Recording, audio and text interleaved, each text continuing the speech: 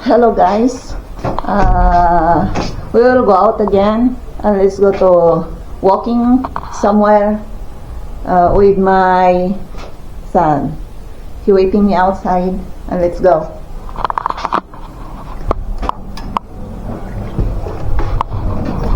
Ayan, tara dito tayo. Where we go? Where is that? May pupuntahan kami.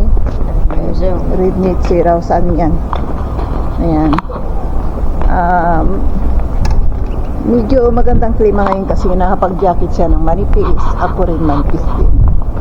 Dati-dati is kailangan nakabunis ka, nakatakpan mo yung bumbunan mo. Ayan. Tingnan niyo.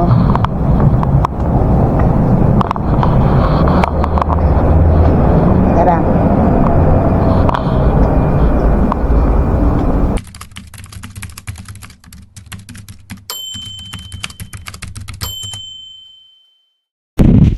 Ayan, gabing-gabi na lumabas kayo mag-ina. Alas 11 ng hating gabi. Kita niyo yung anak ko. Ayaw niyang magpa-video. Magpakita. Ayan. Sabi niya sa akin, ako na lang daw mag-isa. Lukulukong batang yan eh.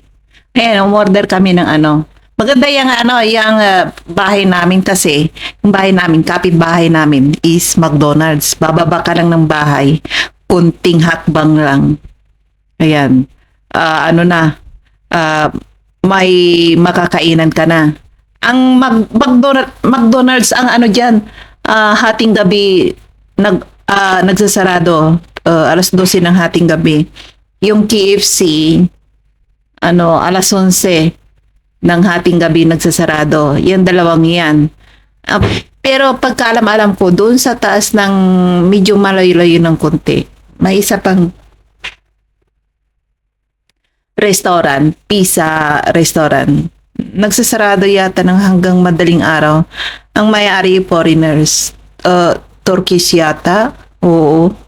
Pero ayaw ko na yung pizza eh.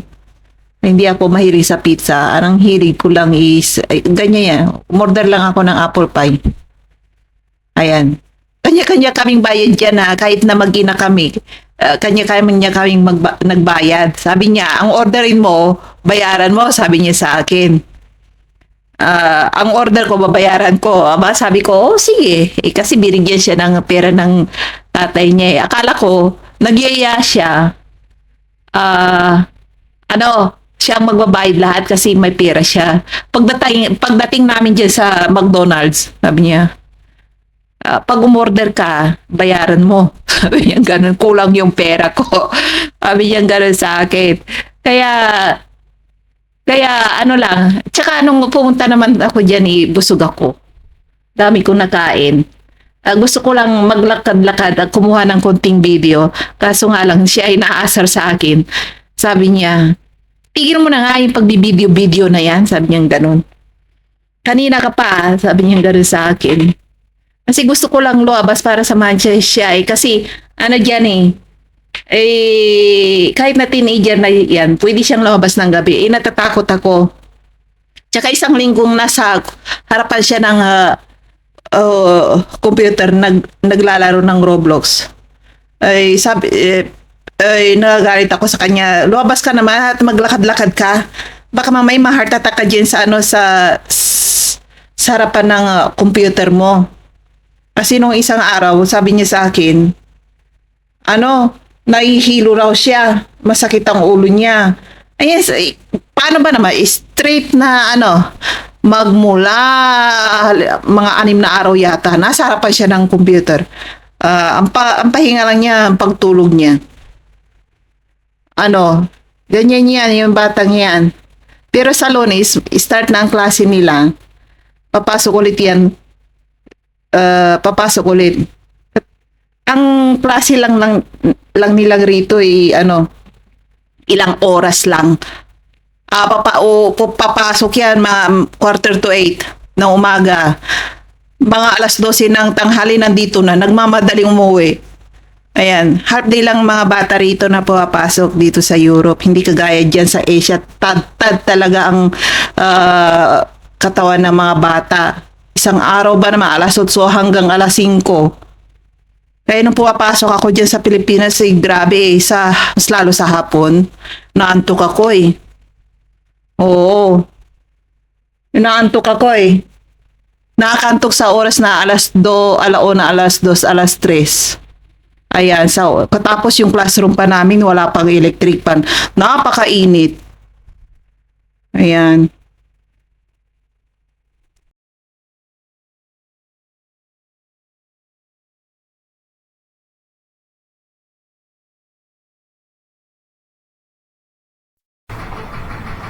Good morning guys! Tayo ay mag-agahan ulit ngayon. Bago tayo aalis, gagala ulit sa city nila. Hindi ko alam kung sasama yung anak ko. Ang lakas ng niya naglalaro ng dati rin. Nasa computer ulit. Mag-agahan muna ako. Ayaw kong kumain sa labas. Or mag-agahan sa labas. Kasi kailangan tipid ako. Super tipid. Marami kaming babayaran ngayong buwan na naman. Sinusuportahan namin sabi na pag nag-uusap kaming dalawa ng asawa ko, lahat ng sahod niya or kung napupunta lang sa gobyerno. Sabi niya, sinusuportahan lang namin daw yung gobyerno nila dito sa Czech Republic. Lalo yung pag nakakita siya ng mga ang daming anak, bit is mga 5 or 6. Mayroon dito yung mga gypsy. Naasar siya eh. Sabi niya, sinusuportahan daw niya yung pamilyang yun eh. Kasi halos lahat ng sahod niya napupunta lang sa gobyerno. Tax, health insurance, social. Naku! Buwan-buwan yan. Tayo mag-asawa. Isa kanya, isa rin sa akin. Ang binabayaran namin sa tax, sa kanya, halos depende sa tax kung magkano kita pa niya sa isang taon. Ayan. Tapos din ako, aabot ng 50 mil ang binabayaran namin sa gobyerno buwan-buwan. Kaya, kikita man na asawa ko na napakalaki, ganun din. Parang lang, tinatapo lang namin sa gobyerno. Doon namin binabayad na yung buwan yan. Kaya, sabi niya, ang laki ng suporta niya sa gobyerno namin mag-asawa. Ay nako. Yan na tayo, magagahan tayo. Tingnan niyo yung agahan ko. Puro ako. Ayan. Ito, butter. Kailangan mo na magtipid kasi marami kaming sinusuportahan dito sa Czech Republic. Gobyerno nila. Ganito ang ganito ang buhay ng mga nagbabayad ng tax, health insurance at social insurance. Super tipid sa sarili. Ayan. Super tipid kami mag-asawa sa sarili namin. Pati sa pagkain, pati sa mga damit or halos hindi namin mabili-bili kasi ang laki ng binabayaran namin sa tax sa gobyerno. Tapos hindi halos lahat ng pera na namin napupunta lang sa gobyerno. Malaki kasi ang binabayaran namin eh. Hindi lang sa gobyerno, pagkain pa namin dito. Siyempre, may isa kaming anak dito. Kailangan suporta. Pagkain, ilaw, kuryente, ang dami. Yan. Kaya, super tipid kami. Kung ano ang ako na taga bili ng mga grocery, di alam kung sasahurin din ng asawa ko, wala rin matitira. Kaya nag-iisip ako ng paraan kung paano pagkasyahin yung matitira. Pagkatapos na magbayad sa gobyerno, iisipin namin kung ibabudget namin kung anong mabibili namin. Ayan. Mas malaki pa yung ang laki ang binabayaran namin sa gobyerno dito. Ayan, super tipid ako.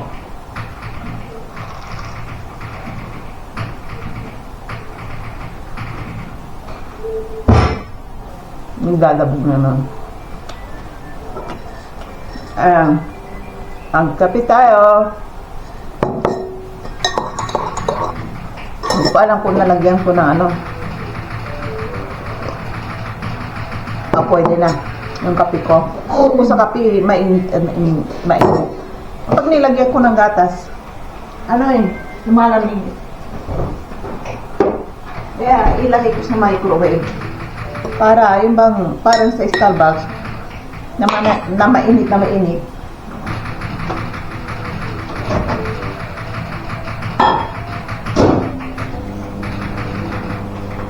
Ayan. Titingin ulit ako ng mabibili sa labas. Araw-araw na lang yan gastos. Kasi kumakain kami. Hindi na pwedeng super tipid namin, hindi na kami kumain. Ibibigay na lang namin lahat yung pera sa gobyerno. Nako.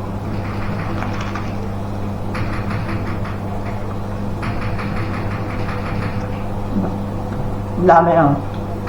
Kaya kung nagtitipid kami, binibili ko minsan toast bread. Tumitingin ako ng kung saan ang mura. Ang ganda ipakita ko sa inyo. Ayan maganda to. Ayan. Mamaya gagala tayo. Abay, kung sino man naman ang nanonood dyan, alam ko, nakikita ko, may nanonood, hindi naman nagsusubscribe. Paki-subscribe naman ako at please click the notification bell para sa susunod na upload ko ay manonotify kayo. Diba? Kung gusto nyo panoorin. Ayan. Saka tayo magkwentuhay maya. King tayo ng kung ano makikita natin. Ayan. Hello guys. We will go out again and let's go to walking somewhere with my son. He waiting me outside and let's go.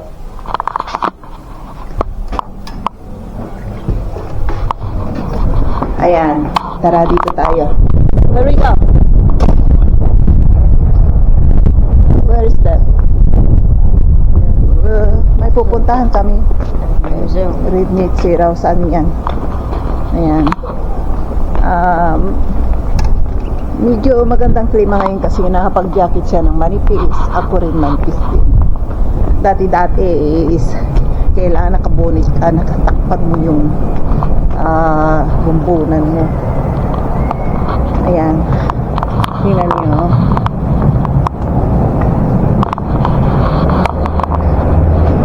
Tara. Ayan, nandito tayo sa municipal nila. Ay, wala na yung mga turista rito. Daming turista rito kanina na matatanda.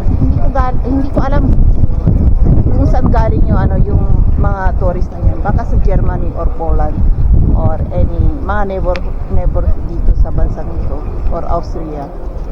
Kasi pinupuntahan ito na city na to. Itong municipal na to. Itong parang kastilyo nila. Ayan. Kaya kung gusto nyo pumunta rito at hindi pa kayo nakarating dito, magiging tour guide niyo ako. Maraming rito tourist attraction, yung Yested, tsaka itong municipal nila, at tsaka yung Christina Lake nila. Pwede kayo mag-camping doon. May hotel din doon. Doon sa Yested may hotel din doon. Tapos pwede kayong sa summer maganda ron sa winter pala mag-ski, jet ski. Ano ba yung tawag doon sa ski? Katapos pwede kayong akyat baba through walking, kayo exercise sa matatanda, sa mahilig sa bundok. baba taas. May restaurant din doon. Tapos, pwede kayong pumunta rito sa bababa ng city through tram. At ano pa? Lahat dito may tram dito. Doon sa Gisted baba ng Gisted may tram. Ayan, dito. Ay ito, itong pinupuntahan ng mga nakikita ko matatanda na turista na pupunta rito. Ayan, may hotel din doon, sa Praha Hotel. Hindi ko alam kung magkano yan. At maraming hotel din dito. Kung gusto niyo ng mura-mura, pwede rin. Ayan. May sa dito, may restaurant din doon sa likod. Ayan. At tara. Nagpapakuha ako ng video dito sa anak ko. Niloloko ako ang kinukuha yung baba, hindi sa mukha ko. Asar na asar talaga ako. Parati ako niloloko niya. Ayan, yan yung restaurant nila diyan. Parang sa underground. Ayan.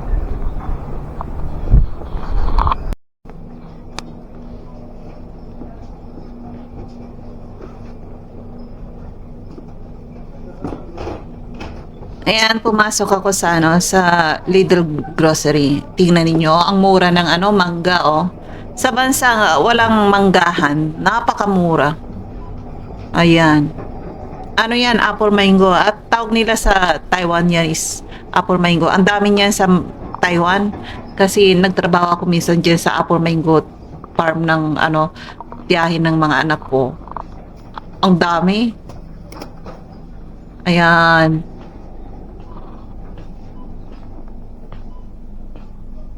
Ganyan lang ang mga nila, prutas, tsaka vegetables nila, pari-parihas. Ayan, yung paprika, bell pepper, kamatis, cucumber, ayan lang. Wala kang makikitang mga exotic vegetables diyan. Ayan, banana.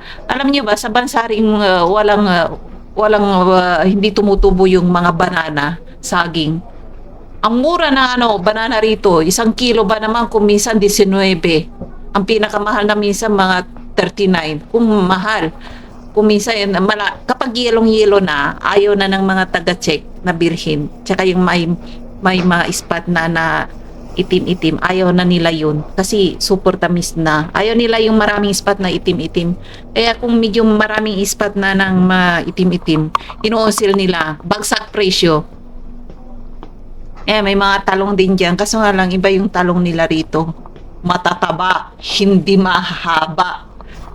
Sa Taiwan, mahaba yung mga talong dyan, tsaka sa Pilipinas. Dito yung talong nila, bilugan. Ayan.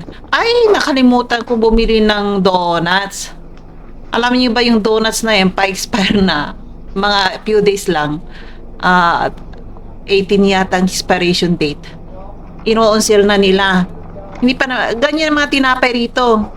Hindi pwedeng magbenta ng mga tinapay na matagalan kasi yung tinapay madaling tumigas. Kahit na kabibili mo lang ngayon. Pag hindi mo nakain, 3 or 4 na araw, tumitigas na. Ayan, mura yung mani dyan. Nakalimutan ko rin bumili ng mani. Paborito ko kasi yung mani. Kahit na anong kain ko ng mani, hindi ako tinutubuan ng pimples. Yung iba dyan, kapag kumain ng pimples, super dami ng tagyawat after. Kaya lumabas na ako. Ayan ang tram. Yan muna natin.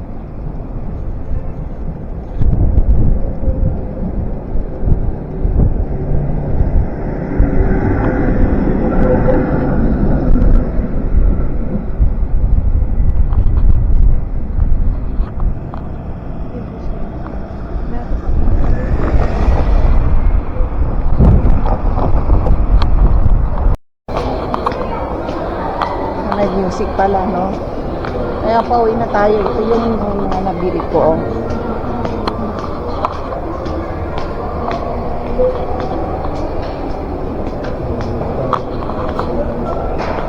Yan.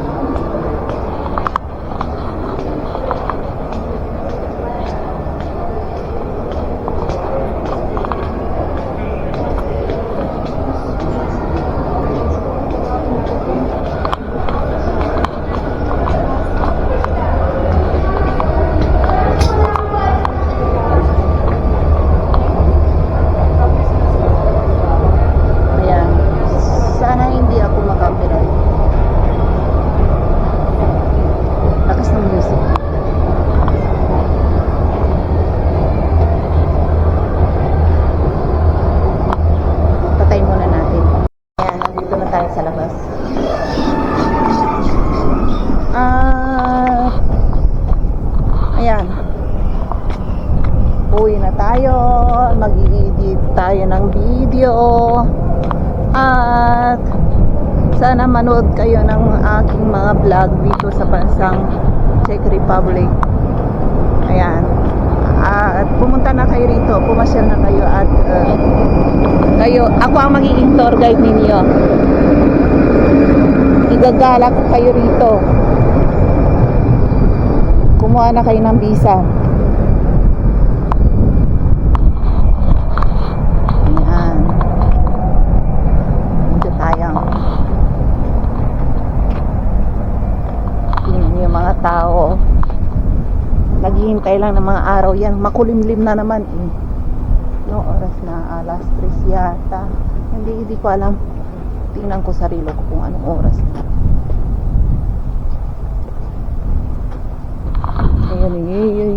Ayun yung tram. Oh, takbo yung mga lalaki tumatakbo kasi kailangan nila yung tram or di kaya sa train. Patas niya, wala na. Hindi na nila naabutan. Medyo kasi or di kayo doon sa train sa taas, may time din yun eh. Pag nalit ka, alis na yung train. Yan, tara, uwi na tayo. Hello guys, nandito na ulit tayo sa bahay. At ang nabili ko is ito, mangga. Budget ang pera natin, kaya ay yung mga onsel lang ang binili ko. Andito. At alam nyo ba, kaya ako nakagastos ng halos 200 kurun. Kasi umili ako ng birel. Usual, my favorite drink. Na-addict na ako rito. Hindi to alak ha. Yan. At tapos, ito. Condensed milk. Kasi, ako. Ano ba yun? Mailuluto ako mamaya. Nakalimutan ko kung anong pangalan nun. Nasa dulo na ng dila ko. Tsaka yung gata. Ayun. Sa lahat ng groceryhan, makakabili kayo ng mga gata. Kasi may Asian food naman doon sa grocery supermarket dito.